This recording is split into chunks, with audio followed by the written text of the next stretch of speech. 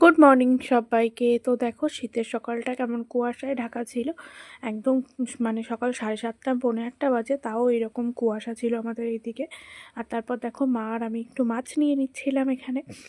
মাছ দেখতে আসলাম। সচরাচর আমি এত সকাল সকাল উঠি না। তো তারপর এই যে এখানে দেখো আমার শাশুড়ি চলে এসছে আর কুট্টু ঠাম্মির সঙ্গে খেলছে। খেয়ে নিলাম 1 কাপ চা। আর তারপর এই যে ঠাম্মা আর নাতির খেলা চলছে। আর এখানে প্রচণ্ড কালকে ঠান্ডা পড়েছিল সারাদিন। যাই হোক, তো মা বেশিক্ষণের জন্য ছিল না, খানিকক্ষণ পরেই চলে গেছিলো। আর এখানে রান্না বান্না হচ্ছে। এখানে চিংড়ি মাছ দিয়ে কচুর শাক হচ্ছে, চিংড়ি মাছের বাটা। আর এখানে গরম গরম ধোয়া ওঠা ভাত বেড়ে নিচ্ছিল মা। আর এখানে তেলাপিয়া মাছের ভাপা হয়েছে বেগুন দিয়ে। আর হয়েছে শাক ভাজা। এটা সব রকম আমাদের গ্রামের দিকে যেটা হয় আর কি। আর এই যে দেখো এখানে কুট্টুবাবু ভাত নিয়ে চটকাচটকি করতে ব্যস্ত। তারপর আমি করে নিলাম একটু সুজি, দুধটাও জাল দিয়েছি, সেটা তোমাদের সঙ্গে শেয়ার করা